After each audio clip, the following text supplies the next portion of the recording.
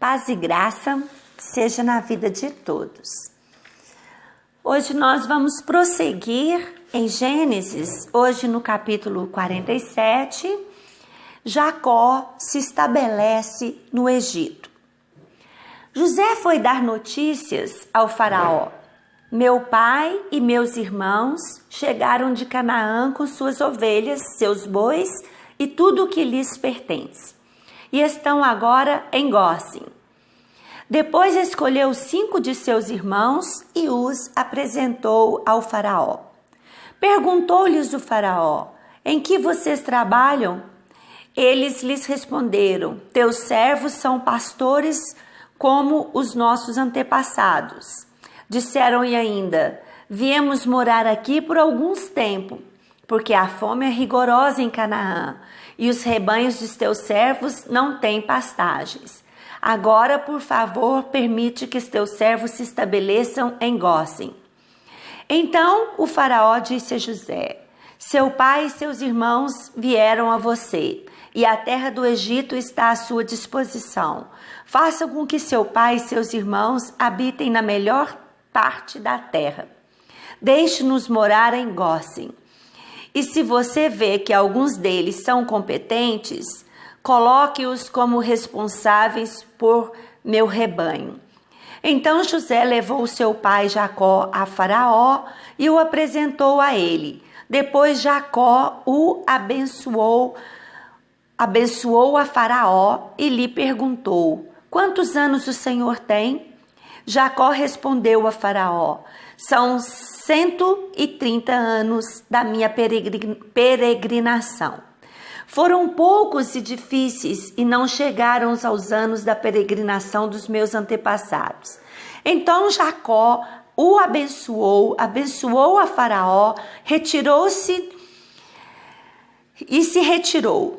Então José instalou seu pai e seus irmãos e deu-lhe propriedade na melhor parte das terras do Egito, na região de Ramassés, conforme a ordem do faraó. Providenciou também sustento para seu pai, para seus irmãos e para toda a sua família, de acordo com o número de seus filhos. O que Deus tem para nós é o melhor. A palavra de Deus diz que nós comeremos o melhor dessa terra. É muito lindo, é muito forte essa palavra. Um povo estranho, com um Deus estranho ao povo do Egito, com tradições diferentes, como pastores de ovelhas, a qual o Egito repudiavam.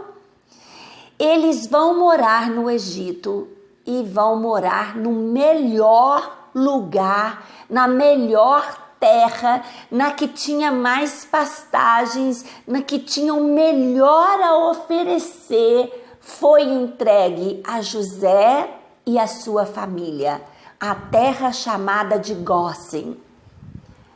Deus, ele tem o melhor para nós.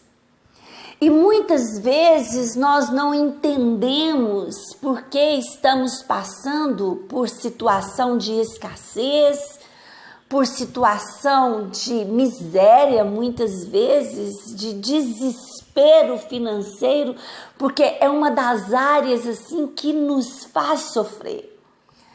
Porque nesse mundo, nessa vida, o dinheiro é muito necessário para que tenhamos assim uma vida digna. Não estou dizendo de tesouros, não estou dizendo de uma fartura extrema, estou dizendo de dignidade. O que seria ter dignidade? Ter uma residência, uma moradia, ter um veículo, ter a despensa farta, ter condições de pagar as suas dívidas, de procurar um médico, de pagar por um medicamento. Todas essas são coisas assim que Deus quer para a nossa vida. E Ele cuida de nós. de uma maneira assim sobrenatural. A gente percebe, nós percebemos pessoas que não têm condições, mas Deus é pastor. Ele abre portas, Ele nos dá favor, mediante ao SUS, se for necessário, mas Ele cuida de nós. E não é errado eu querer prosperar, eu querer ter a minha casa própria, ter o meu carro, ter um bom trabalho. Não é errado. Deus se agrada de que nós tenhamos sonhos, de que nós tenhamos visão. Temos que parar com os extremos. Um extremo é querer ter e adquirir e isso ser a prioridade da nossa vida. E o outro extremo é pensar que Deus quer pessoas humildes no sentido de pobreza, de miséria. Não, esse não é o nosso Deus. Ele quer que nós tenhamos prosperidade. E a palavra prosperidade, ela significa ausência de necessidade. Muitos não vão adquirir. Porque se Deus abrir as portas para essa pessoa, Deus vai perder essa pessoa para a eternidade com Ele. Ele conhece o coração. Muitos por muito pouco andava de bicicleta, depois está andando de carro e já para de buscar a presença do Senhor e já para de buscar a casa do Senhor. Esse assunto é importante. Muitos se perdem nesse meio. E como eu disse, são dois extremos. Existe um extremo de equilíbrio, existe um extremo que é saudável. Nós vemos aqui também Abraão, no caso agora Abraão, Isaac e Jacó. Jacó abençoando a Faraó. Um ímpio, mas uma pessoa de autoridade, uma pessoa de poder, um governante, um presidente. Jacó abençoa a vida do Faraó. Jacó abençoa a vida de Faraó. Nós, como igreja de Cristo, nós temos em nós essa bênção. Deus nos abençoa para que nós possamos abençoar outras pessoas. E às vezes nós pensamos assim, mas eu não tenho nada para abençoar outra pessoa. Nós temos o próprio Deus morando dentro de nós, fazendo habitação na nossa vida.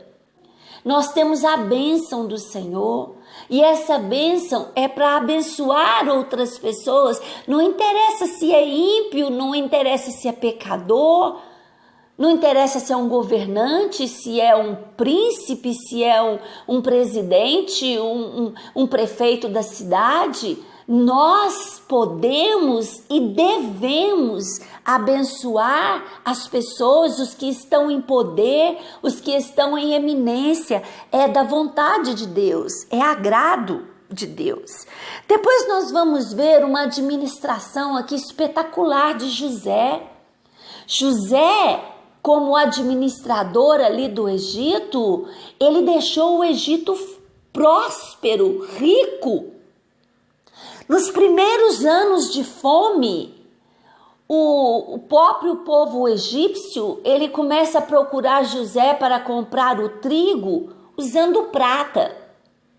Passando um tempo, aquela prata acabou, eles vão até José e falam, nós não temos mais prata, vamos morrer de fome. O que nós temos agora é o nosso gado. E levaram o gado, todo o gado para comprar trigo. Acabou-se a prata para o Egito, acabou-se os animais para o Egito e a fome persistia. E o povo vai até José e diz a José, os egípcios, já foi-se a nossa prata, já foi-se o nosso gado. Agora só temos as nossas terras e as nossas próprias vidas para servir de escravo para Faraó. E José negocia todas as terras, a palavra de Deus diz, todas as terras do Egito, dos egípcios, são vendidas para adquirir alimento, para adquirir o trigo. José adquire para Faraó todas as terras do Egito. E ainda fica o povo do Egito agora para trabalhar de graça, em troca, do alimento, em troca do trigo. Mas o que a gente quer trazer aqui? Veja bem, o versículo 23. Então José disse ao povo: ouçam, hoje comprei vocês e suas terras para Faraó. Aqui estão as sementes para que vocês cultivem a terra, mas vocês darão a 5ª parte das suas colheitas a Faraó. Os outros 4/5 ficarão para vocês como sementes para os campos e como alimento para vocês, seus filhos e os que vivem em suas casas. Eles disseram: meu senhor, tu nos salvastes a vida, visto que nos favoreceste, seremos escravos do Faraó. Assim, quanto à terra, José estabeleceu o seguinte decreto no Egito, que permanece até hoje: 1/5 da produção pertence a Faraó. Somente as terras dos sacerdotes não se tornarão propriedade de Faraó. Aqui nós vemos uma pessoa com poder, todo o poder na mão, mas que usa de misericórdia. Quantas pessoas nós vemos com poder na mão porque se torna um patrão e se torna um carrasco? Aqui nós vemos alguém usando de misericórdia. Depois que toda a terra foi negociada a favor do governo do Egito, José diz: agora vocês vão receber sementes, vocês vão plantar as sementes e vocês vão entregar 1/5 da sua colheita para Faraó, mas 4/5 vão ficar para vocês. Olha só que lindo, que misericórdia, que coisa bonita. Não foi usado aqui de oportunidade. E eles ficam gratos, é tão bonito a gratidão, meu Deus. Eles dizem para José: o Senhor nos salvou a vida. Olha que reconhecimento, olha que gratidão. Mesmo eles tendo perdido a prata, mesmo eles tendo perdido os animais, mesmo eles tendo perdido as suas terras, eles estavam aqui gratos. Reconhecimento e gratidão, eu sempre digo, é uma chave do coração de Deus. A gratidão. Ser grato. Reconhecer o que Deus faz por nós, reconhecer o que os outros fazem por nós, abençoar outras pessoas é o que nós estamos aprendendo neste capítulo. A administração de José é excepcional. Em Deuteronômio, no capítulo 2, verso 7, diz assim: pois o Senhor teu Deus te há abençoado em toda a obra das suas mãos. Certamente essa bênção era sobre a vida de José. E essa bênção é sobre a minha vida, é sobre a vida daquele que entrega o governo da sua vida para o Senhor, que entrega tudo para o Senhor. Aqui nós vemos todo o Egito entregando tudo para José, que era uma figura de Jesus Cristo. Eles entregam a sua vida.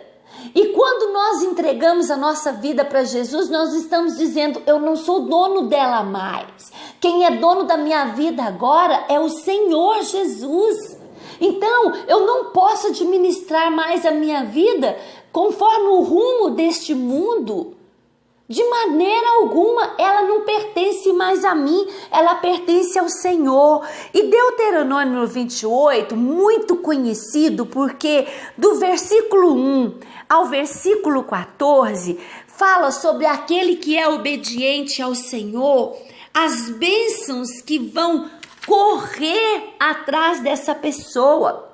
O 12 diz assim: o Senhor te abrirá o seu bom tesouro, o céu para dar à tua terra a chuva no seu tempo, e para abençoar todas as obras das suas mãos. Tu emprestarás a muitas nações, porém tu não pedirás emprestado. E diz também que o Senhor nos coloca por cabeça e não por cauda. Essa é a bênção daquele que serve ao Senhor, daquele que obedece ao Senhor. Em contrapartida, do versículo 15 ao versículo 68, aquele que não obedece ao Senhor, que não anda nos seus ensinamentos, vai do 15 ao 68. Pragas e maldições sobre a vida da pessoa, sobre a família da pessoa, sobre os bens da pessoa, aqueles que não obedecem ao Senhor. Nós somos abençoados para abençoar. Nós somos prósperos para abençoar a vida de outras pessoas. E o Senhor cuida de nós, Ele nos honra. E nós entregamos as nossas vidas para o Senhor. Ela não nos pertence mais. E no final, Jacó morre com 137 anos. Ele vive no Egito 17 anos. Exatamente 17 anos. Que foi como uma recompensa, uma restituição do tempo que ele perdeu com seu filho que foi tirado dele com 17 anos. Uma curiosidade. Fica essa palavra para o seu coração, em nome de